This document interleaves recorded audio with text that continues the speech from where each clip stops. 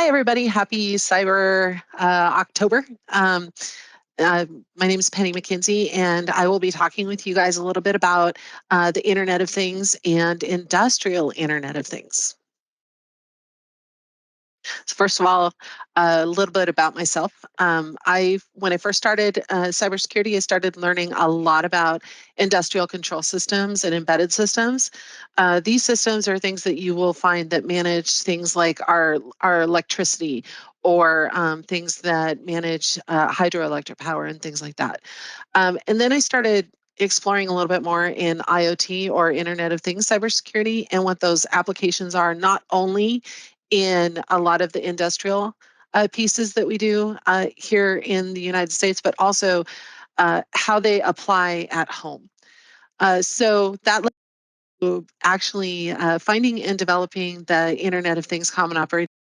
We do a lot of our research around IoT devices that you can find in home applications, but also what you can find out in sector applications.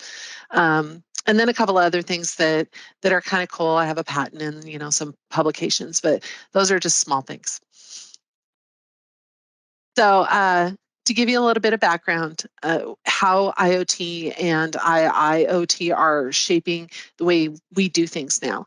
As of 2020, so it's actually been updated since last year, but as of 2020, there were 200 billion IoT and IIoT devices connected to the internet worldwide. Right now, though, it's gone up to, I believe it's at 400 billion devices, and we're looking at a possible 1.2 trillion devices by 2035.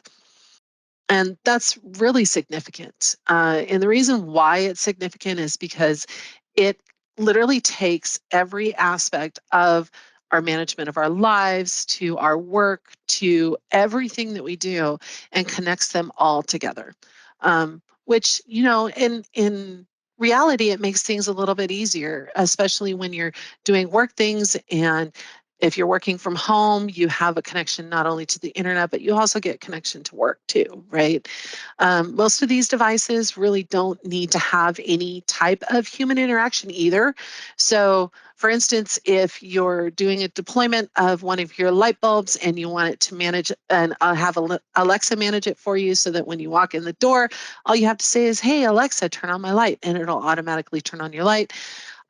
So in reality, it kind of has a little bit of the human interaction, but not really, because you're not physically turning on that light. You're just sending out a command, and that's usually how these IoT devices work.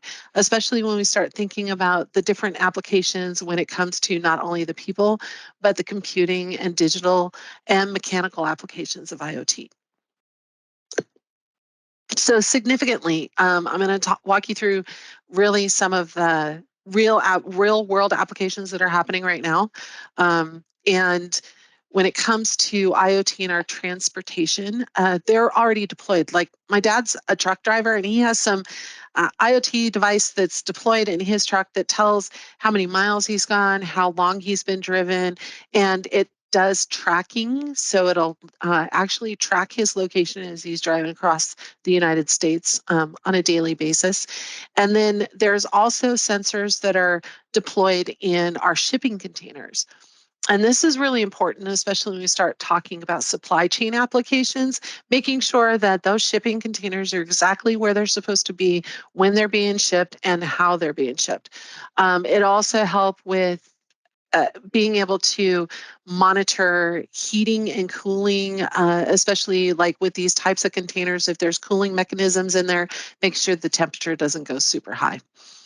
Sensors are in also our planes, really to help with tracking and making sure fuel is where it needs to be and all kinds of stuff like that. And then also we have sensors that are deployed in our cars.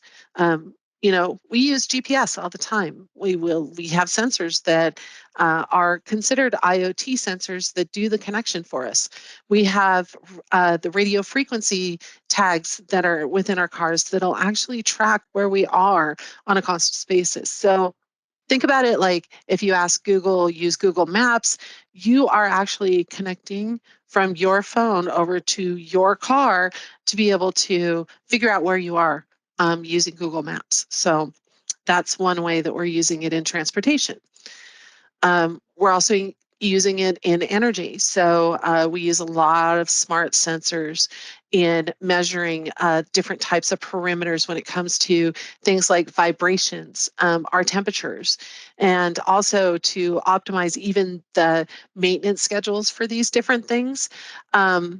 The IoT or IIoT in this sector really is extremely important, especially when we start thinking about the electricity that's being used and uh, generated by solar panels or by the nuclear industry. These sensors are there to make sure that they are managing everything correctly and that if something does happen, you instantly know that there's some type of maintenance needs to be done or there's a down something, right?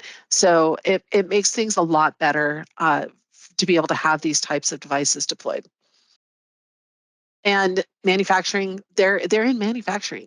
We know this because they've been used in the car industry for a really long time with their robotics, but now they're starting to kind of get prevalent in our food industry. They're also getting into more of the industrial applications. They're used to be able to again manage what the temperature looks like for different packaging and food applications. You can also, they're also being used to measure the chemicals that can be added to not only like some of our food, which is kind of weird, but also oiling different machines, robotics, and making sure that production is staying up. So it'll predict if there's like maintenance that needs to happen with these devices. So now that I gave you a little bit of a background of where these IoT devices are deployed, um, this brings into how this makes everything so complex now. A lot of the way that we look at our networks are completely different. We used to know traditionally how our networks were communicating. When it comes to wireless, we've had that around for a really long time. We've had radio frequency signals around for a really long time. And what's really quite interesting with IoT is there's a mixture of all these different types of communications that are happening. So it's not just wireless, it's not just your typical IT connections anymore. It really is like Bluetooth and different communication protocols that these devices are connecting to, right? And it's also interesting because a lot of these devices have dual communication opportunities. So if I have a device connected to my wireless router wirelessly, which is really great. It's still having a connection to my wireless router to be able to connect to the internet. But I also have the option of have it Bluetooth connected to like my cell phone or something, or a tablet, or even my laptop. So there's multiple different ways that these types of devices communicate. And here's a ton of the different wireless technologies that are out there, which is insane because we have so many different types of wireless technologies that we connect to. And the really interesting thing to me, and it might be interesting to you, is that uh, the different types of wireless really kind of dictate the different applications of IoT.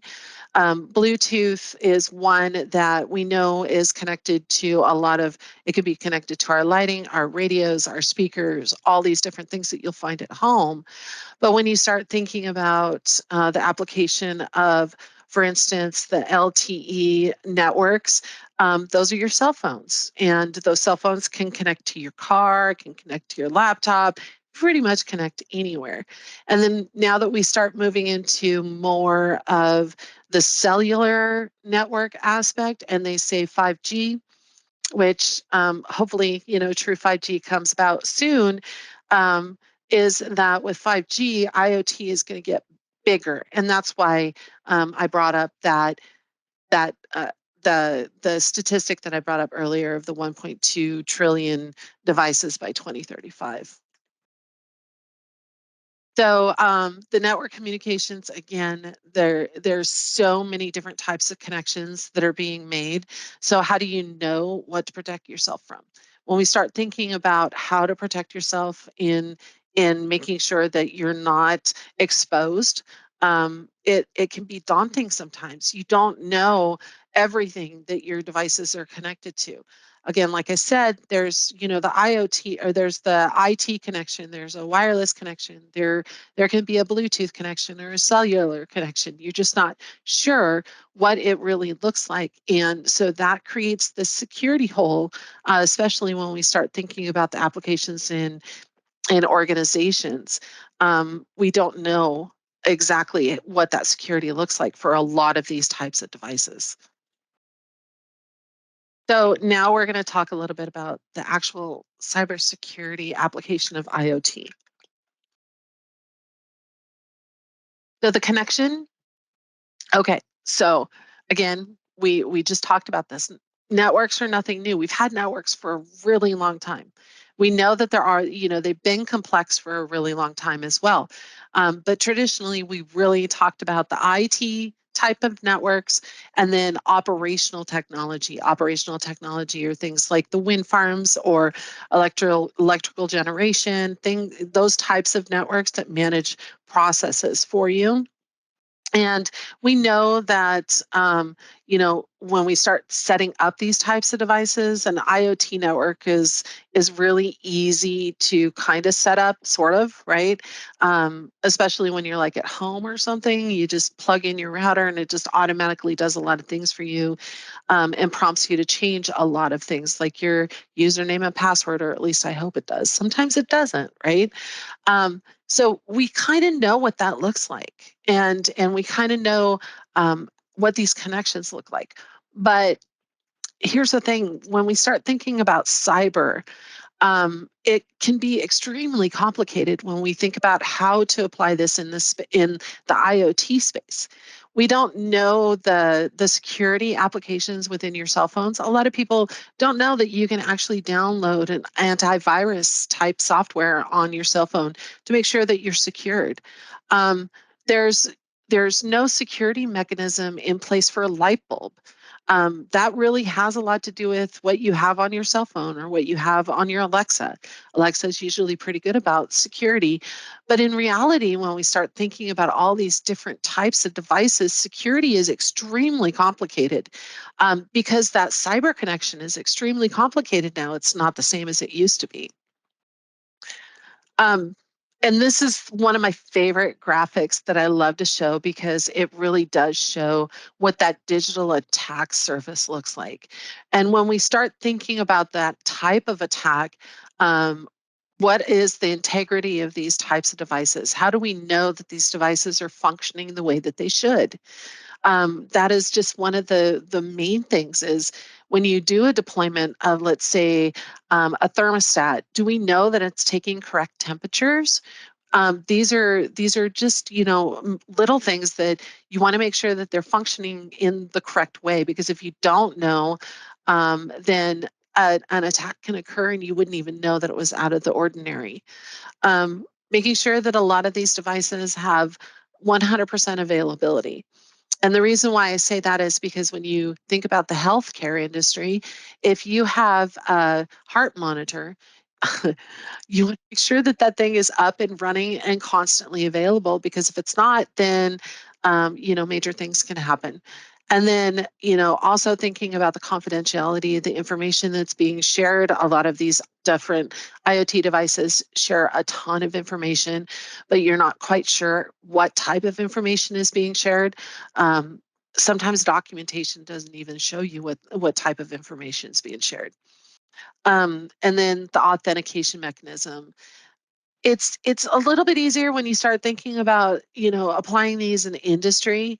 But when you start thinking about your home devices, authentication is really difficult because a lot of these types of devices, again, they don't ask you for a username or password. You don't usually have to change a password on a light bulb or on your cell phone or on your watch. A lot of people want to make it as easy and playable as possible. And so they don't think about those different types of things of being able to protect yourself with a username and password that's, a little bit more complex.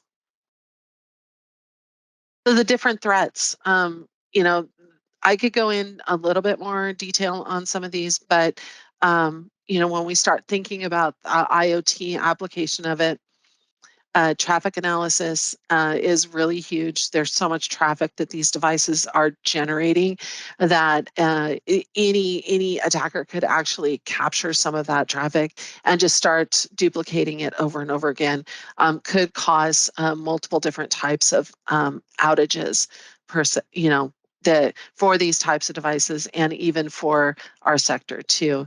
Um, Reverse engineering, malicious damage, network attacks. I mean, they're all prevalent in IoT, and when it happens, it can be really huge. So, for instance, with a botnet is like taking over little things to create a computer. And because IoT actually does have some little bit of processing power, they're really targeted for botnets. And one really good example of that is when part of the internet went down. It was let's see, back in 2000, I believe, 14 or 15, we had an attack that utilized a ton of IoT devices to take down the DIN network. And basically, DIN managed all of, let's see, Netflix and Xbox and a few other different organizations. And when their servers went down,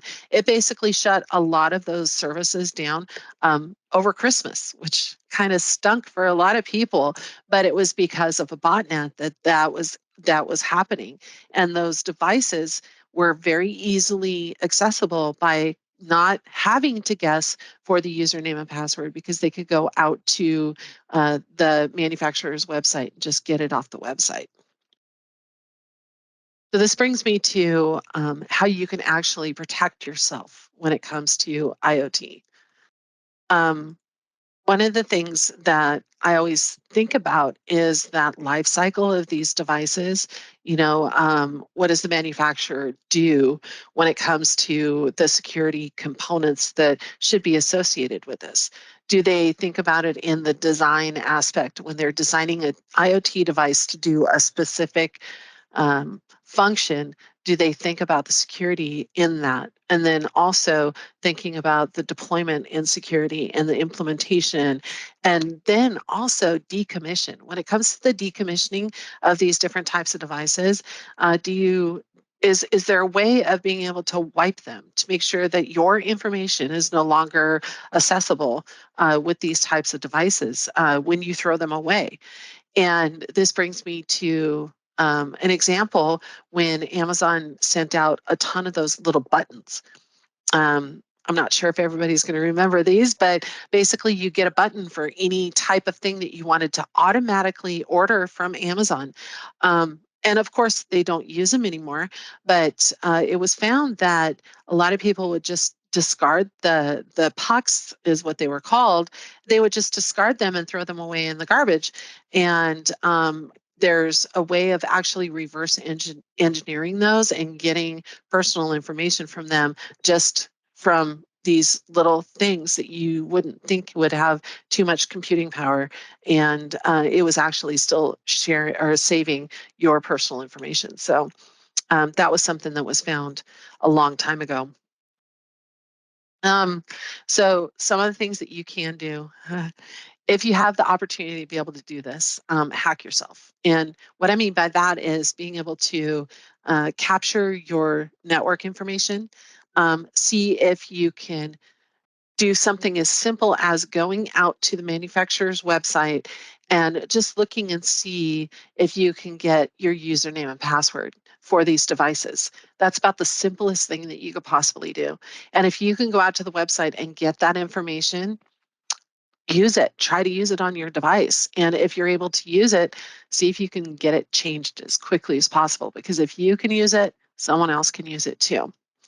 Um, so that also goes to the custom passwords. So make sure that you're able to change your passwords on your devices. Um, rather than using what the manufacturer does for you, because they're not secure. There's a reason why they send out default settings. The manufacturers should have some way of saying, hey, you need to change your password. Some don't, though. So you might want to think about how you can actually get that changed so that someone can't get into your device without you knowing about it. Um, encryption is another thing. So being able to know that all of your information that's being either generated by these types of devices or the information that you're transmitting is actually encrypted in a way that someone can't see it. If I was to go out and look at the network traffic, I wouldn't be able to understand what it is because it's scrambled in one form or another and you wouldn't be able to understand it. Um, and then having unique identifiers. So, for instance, we have cameras that are deployed outside my home, right? You can physically look and know that the cameras are still sitting there. But I have them locked with a specific type of lock, and I should be able to go and use my lock, unlock it, and take the camera down. Anybody that can walk around the neighborhood can see that I have the cameras, but they can't just physically walk up and grab them, right? So I've actually restricted them from being able to grab my devices because I put a lock on them. A lot of people don't think about that. And anybody can walk over and just grab a camera or take something off of your home if you're not there, and you would never even know that they'd taken it, right? And then a couple other things as far as organizational applications, making sure that a lot of the information is logged and reported. So if there's some type of out of ordinary information that you are able to understand or know that's going out there that shouldn't be out there, it should be reported to your organization. And then security and testing, that type of security is extremely important as well. Um, so this is going to bring me to just the one thing that we're doing at the lab, and this is the IoT Common Operating Environment. It's actually really cool. I love this because I get to play with all kinds of really cool things. Um, I know that it says 100 different IoT devices, but now we have 350 different IoT devices, and we've got most of them deployed, which is really awesome. And I get to do all kinds of cool things from not only the cybersecurity stuff, but I also get to do additional research when it comes to energy measurement and being able to test new technologies and things like that. So I just wanted to bring that up because I thought it's kind of cool, and this is the workspace that I get to work in on a constant basis, and I absolutely love it. So um, yeah, this brings me to, if you guys have any questions, please let me know, and I can answer them for you.